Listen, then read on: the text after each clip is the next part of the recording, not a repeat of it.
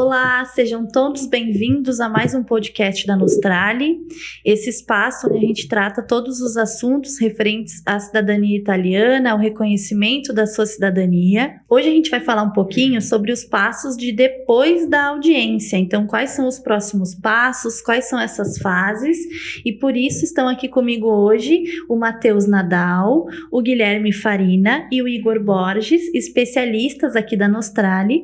E para começar, a gente vai conversar um pouquinho, Matheus, sobre quando você se torna italiano. Qual é o passo que te diz que você já é italiano? Perfeito. Olá a todos, né? Estou feliz de estar aqui com vocês mais uma vez.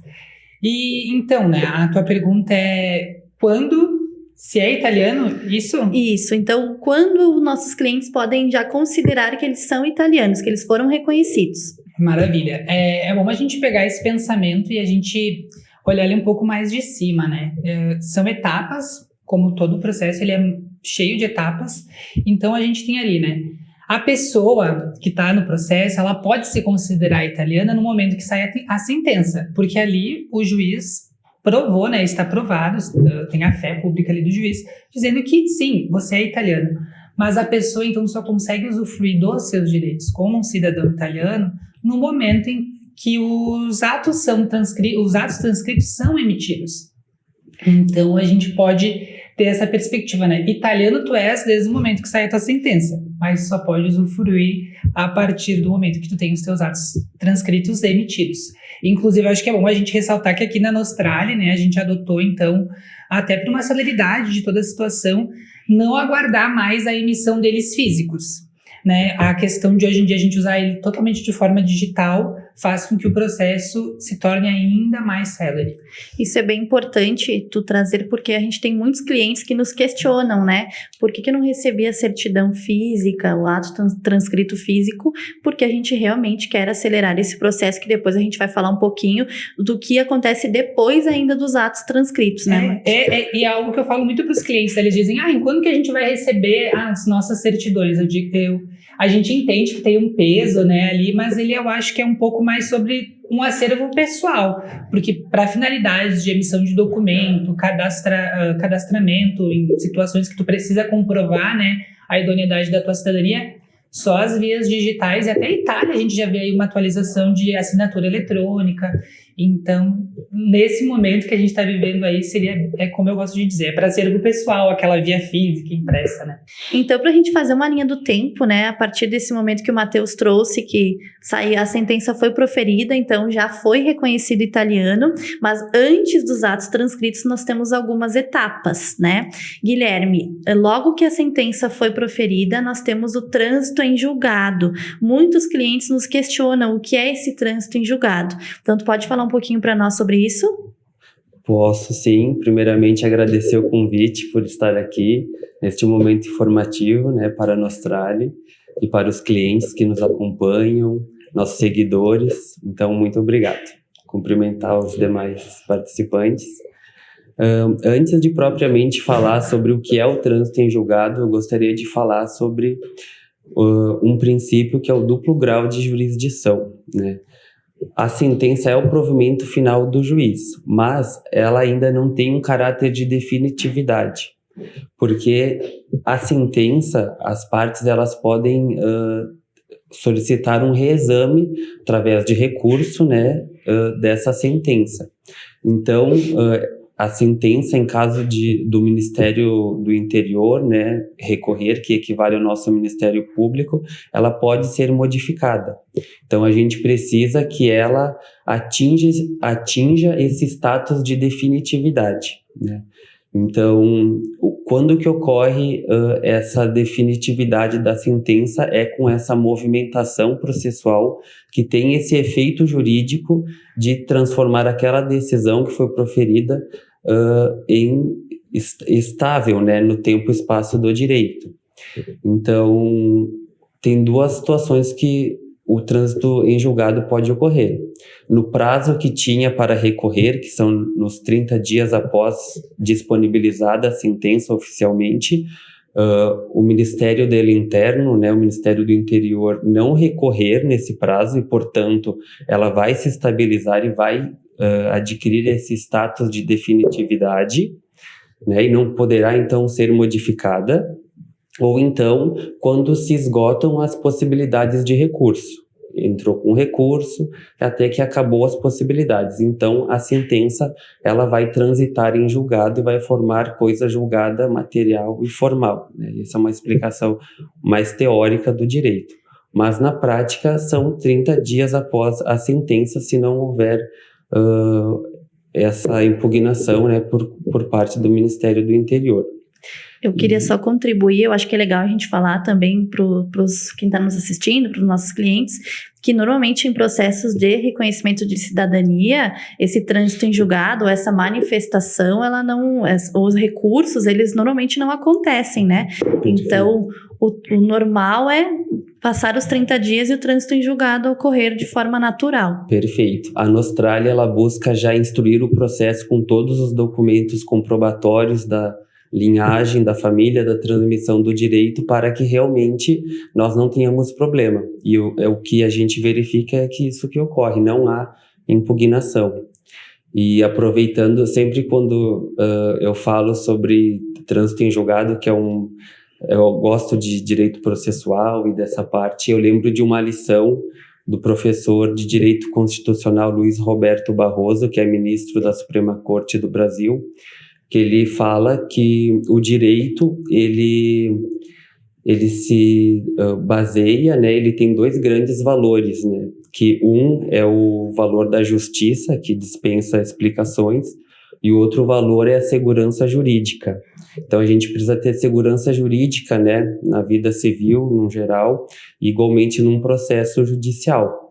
Então, segurança jurídica no sentido de uma previsibilidade para o futuro, né, de você ter uma segurança que não haverá mudanças e até para você poder programar a sua vida. Então, a gente precisa dessa definitividade da sentença e também uma estabilidade para o passado, né, de que um patrimônio que foi incorporado a uma pessoa não seja retirado, ou um direito que foi reconhecido como o direito à cidadania italiana, ele tenha esse status de definitividade para a gente ter segurança jurídica.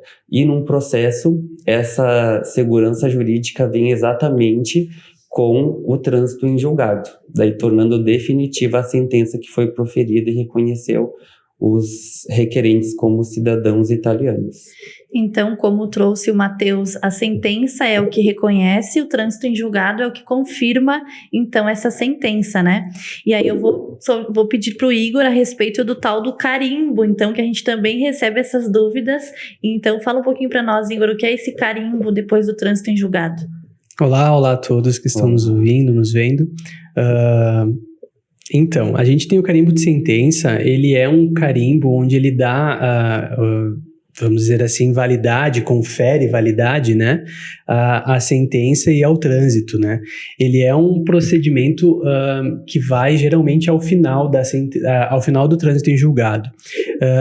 Isso não necessariamente é um requisito, vai variar muito de tribunal para tribunal, mas é um procedimento que pode ocorrer e ele é um procedimento que vai conferir, enfim, ali, como a gente comentou então, a autenticidade, a validade naquele trânsito em julgado e naquela sentença que foi proferida pelo judiciário italiano, né? Então, é um procedimento, mas não é um procedimento muito complexo ou que exija, né, muito do judiciário italiano, até porque o judiciário italiano ele vem se atualizando, né? Então, como o Matheus comentou, hoje a gente tem a questão da assinatura digital, a assinatura eletrônica, né, e tudo mais, e o judiciário ele vem se atualizando, então, muito nesse sentido de dar também mais celeridade ao procedimento, né? Então, o carimbo de sentença, há um tempo atrás, ele era um requisito e aí se exigia que houvesse esse carimbo, né, na sentença. Hoje em dia a gente não tem mais essa exigência, claro que vai variar de tribunal para tribunal, mas ainda assim ele dá mais celeridade, né, com essa, vamos dizer assim, eletividade, vamos colocar assim, é uma eletividade em se apostar esse carimbo ali ou não. Então eu acho que fica muito mais nessa questão de dar autenticidade e validade, mas ao mesmo tempo não quer dizer que não havendo, não vá haver, né, aquela validade ou enfim, aquela autenticidade no documento. Isso é importante que tu traz, Igor, porque às vezes nós temos sentença sem o carimbo, então não é que ela não é válida, né? Exato. Ela só realmente não teve esse, digamos, esse protocolo do carimbo. Então, isso também é importante a gente falar. E, Igor, mais uma questão para ti, seguindo a nossa linha do tempo, depois, então, do trânsito em julgado, do carimbo ou não, né, da sentença, nós temos o que a gente chama popularmente de CNI, né, a certidão de não impugnação. Vamos falar um pouquinho sobre isso, porque também é uma etapa que, antes da transcrição dos atos, como trouxe o Matheus, a gente precisa e é importante que a gente traga hoje. Perfeito, perfeito. Então, a CNI, a certidão de não impugnação, ela é o documento que atesta que não houve uma manifestação, uma impugnação por parte do Ministério do Interno. Então, a gente tem essa certidão conferindo ali, né, vamos dizer assim, é como se fosse aqui no Brasil, é como se fosse uma certidão de trânsito em julgado. Então, a gente aqui no nosso judiciário tem a certidão de trânsito em julgado, que a gente utiliza muito, né, para comprovar que, de fato, não houve recursos, não houve manifestações do Ministério Público, né, nesse caso, do Ministério do Interno, lá na Itália, e que aquela sentença, de fato, está definitiva, como o Gui comentou, né? Então, ela tem ali a sua definitividade, então agora a gente pode, daí, de fato, partir para o próximo passo, né? Com essa sentença e com esse trânsito em julgado da sentença também. Então, é isso que, basicamente, é a certidão de não impugnação. É quando o Ministério dele Interno, o Ministério Público, né, vamos dizer assim, da Itália, não recorre e não apresenta nenhuma manifestação naquela sentença dos nossos clientes, né? Ótimo. E então essas etapas, né, o trânsito em julgado, o carimbo da sentença ou a CNI, são etapas mais burocráticas, né? Internas, né? Internas, isso aí. Gente, eu acho que é bem importante, porque são etapas bem mais internas que acabam não sendo assim, vamos dizer, não que não sejam importantes, né, para o cliente, mas eu acho que são etapas que às vezes não impactam tanto naquela atualização, enfim, que se pode fazer, né, enfim. É o que eu gosto sempre de dizer até como especialista, né, para os clientes. Tem momentos, tem etapas que são tão burocráticas que para a gente que trabalha aqui todos os dias, elas vão se desmitificando, né, vão ficando um pouco mais claras, porque, enfim, trabalhamos com isso diariamente. E às vezes eu, como especialista, me questiono assim, será que o cliente receber essa informação, essa chuva de burocracia, para ele vai fazer algum sentido? Também me questiono às vezes, ele contratou uma assessoria justamente para não ter que ficar quebrando a cabeça com um monte de burocracia. É óbvio, né? Tem clientes que gostam sim de estar ciente de todos os mínimos detalhes e tem clientes que são mais tranquilos, que enfim, deixam as coisas fluir e a gente vai atualizando através de pontos, como eu gosto de dizer, né, pontos significativos, que para eles, como pessoas que estão aguardando ali, né, a obtenção do direito, vai fazer diferença nas expectativas, tanto de prazos, enfim, planos, né. Informações relevantes do processo, né? Perfeito. Nós temos vários perfis de clientes, né, clientes mais interessados em realmente entender todo o processo e as etapas e as nuances do processo. E tem clientes que não são tão interessados, mas de qualquer forma, toda essa parte do processo judicial, quem cuida somos nós, né? Então, eles não precisam se preocupar. Mas para aqueles que têm interesse em entender pormenorizadamente essas situações, nós temos a nossa equipe de sucesso do cliente que faz o contato com o relacionamento com os clientes e está preparada para tirar todas essas dúvidas e explicar para aqueles que tenham interesse, sejam contemplados também com as suas necessidades. Muito bom isso que todos trouxeram, até porque, como vocês disseram, por vezes a gente não atualiza o cliente por situações que para nós não são relevantes. Claro que a gente atualiza de todas as etapas, né? Mas sempre que o cliente tenha dúvida ou queira entrar mais no detalhe, pode entrar em contato conosco que nós estamos à disposição para isso. E agora, então, passando para a nossa próxima fase, materializando, então, esse reconhecimento, documento, né? Guilherme, a transcrição dos atos. Vamos falar um pouquinho sobre isso, então, que depois da CNI a gente vai para a transcrição dos atos. Então, o que é isso? Onde é feito?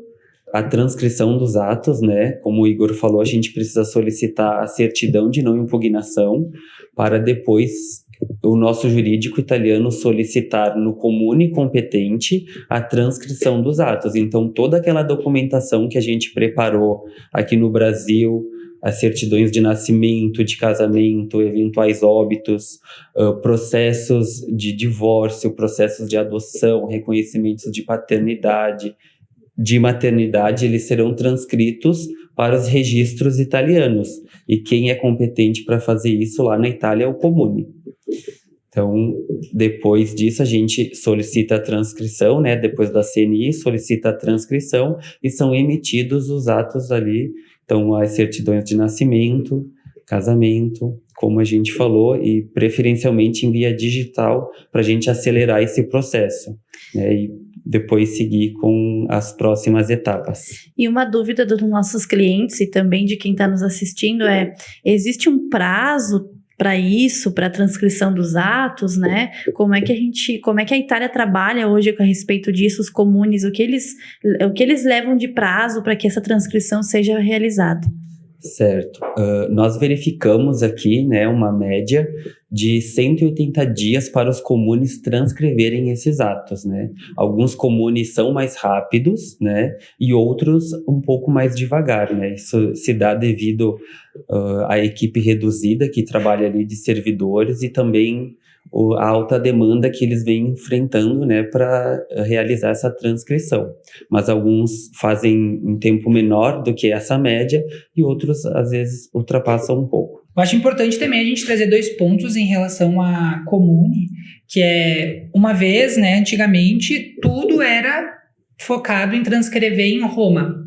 Hoje em dia não, então é importante os clientes, isso eu já vejo que muitos clientes já chegam aqui na Nostralia com esse conhecimento, mas, né, sempre bom a gente estar aí reforçando, que é o comune. Qual que é o meu comune? Como que foi escolhido o meu comune? Então, esse comune, a transcrição dos atos é direcionada para o comune que o teu antenato veio, ou seja, aonde o teu italiano, né, foi registrado o nascimento dele, o casamento dele, enfim, o comune de origem do teu antenato, e é lá então que todas os atos serão transcritos, né, tanto seu quanto da sua família, dos demais requerentes do processo. Eu acho que é uma curiosidade boa da gente levar, né, para quem está nos assistindo. Complementando a fala do colega Matheus, né, o local competente para ajuizamento do processo de cidadania é o local de onde veio o antenato. Por isso também que nós temos muitos processos tramitando em Venezia, porque a maioria dos italianos vieram da região do Vêneto. Então, lá onde vem o italiano, a gente tem que ajuizar o processo. Bem importante. A competência do tribunal, né? No tribunal e no comune e no de comune origem. para a transcrição. Ótimo. E agora falando então já dos próximos passos. Então foi transcrito os atos, a gente já fez o envio para o cliente, ele já tem acesso ao documento dele digital, mas nós ainda temos alguns passos aí, né, Matheus?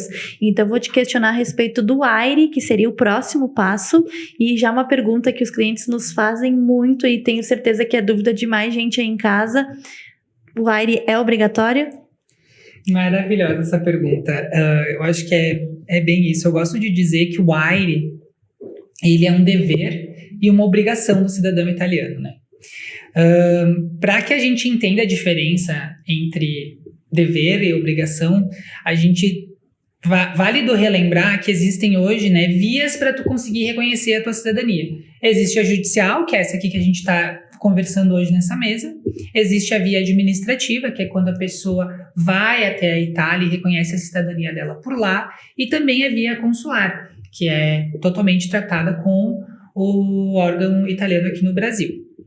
Então, existe essa diferença. A obrigatoriedade, atualmente, ela se refere apenas às pessoas que fizeram o processo de cidadania na Itália. Por quê? Porque elas fizeram o registro na população residente, enfim, né? Tem toda uma outra documentação ali e essas pessoas, sim, são obrigadas, né, a fazer a inscrição AIRE no momento que deixam o território italiano. para não sofrer multas e coisas né, nesse sentido. Já os clientes do judicial em específico, agora pegando bem para os judiciais, eles não são obrigados a fazer a inscrição AIRE. Mas, como eu disse no início, né, é um dever e uma obrigação. E o porquê que é esse dever? Porque é através do AIRE que tu vai dizer quem tu é, com quem tu mora, qual é o teu estado civil, teu endereço, tu vai deixar a Itália a par, né, de quem é você, porque até aquele momento você é um italiano reconhecido, um juiz viu toda a sua documentação, você tem uma certidão de nascimento italiana, você tem uma documentação comprovando a idoneidade da sua cidadania, mas a Itália em si, quem é você, né? Onde você mora? Com quem você mora? Você tem filhos? Você é casado? Você é viúva? Então, é através dessa comunicação, desse depósito de informações que o AIRE proporciona, que você vai conseguir se manter ali alinhado com a Itália.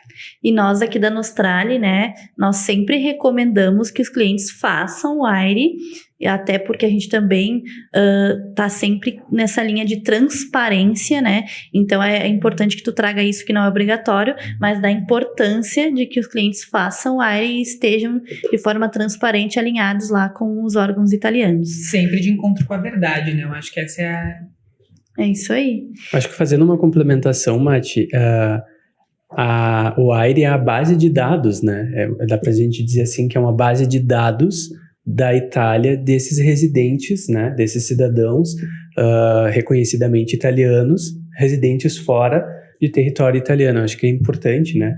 Porque tu pensa, ok, ele quer saber por que eu sou casado, se eu sou casado, se eu sou viúvo, se eu não sou. Mas na realidade é a base de dados que a Itália tem para saber quem de fato é cidadão italiano e onde essa pessoa reside e onde ela está morando, porque às vezes, né, tu tem aí toda uma questão, né, a Itália, assim como todos os países, tem votação, então a gente tem todo esse processo, né, Mati, bem importante, que os cidadãos italianos participam, ainda que residentes no exterior, fora do território italiano, também participam, né, vamos dizer assim, desse dia a dia da Itália. Então, todas essas situações são bem importantes de serem colocadas e de se conscientizar, né, também o cliente em promover, né, esse serviço, né, enfim, o quanto antes, como o Mati falou, não é obrigatório, no entanto, é importante para que haja vamos dizer assim, esse alinhamento entre o que foi reconhecido pelo judiciário e o que, de fato, a administração pública italiana conhece daquele cidadão reconhecido, né? E, de fato, já estamos aqui no processo, então a gente também sempre fala isso para os clientes, né? O AIRE não é obrigatório, mas você já está no processo de reconhecimento, então vamos cumprir com essa etapa para que a gente tenha tudo redondo, né?